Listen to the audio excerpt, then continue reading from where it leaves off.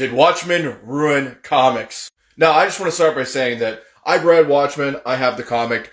I enjoyed it thoroughly. I thought it was a fascinating story with who killed the comedian, Night Owl, Rorschach, Dr. Manhattan's backstory. I found it all to be very fascinating and a deep and interesting story. So I'm not saying that Watchmen is the only reason why comics have fallen so far from being where they were even in the 90s till today, but I am saying they are major catalysts for the fall of the superhero that you do see today. So comics had their golden age from the late 30s to the late 50s, but it did have a big renaissance in the mid 80s, in the 80s in general.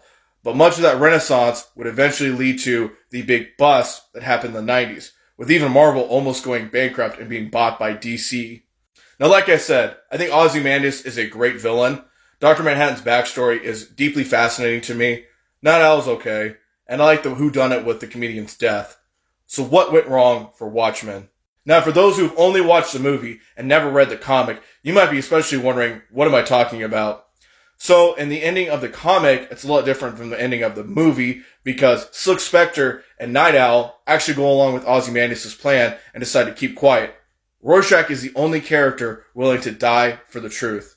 In many ways, that's the big issue with it, as at the end of the Watchmen comic, either you have died or you've become completely morally bankrupt. You saw that with Ozymandias, Dr. Manhattan, Silk Spectre, and Night Owl. Rorschach is willing to die for the truth.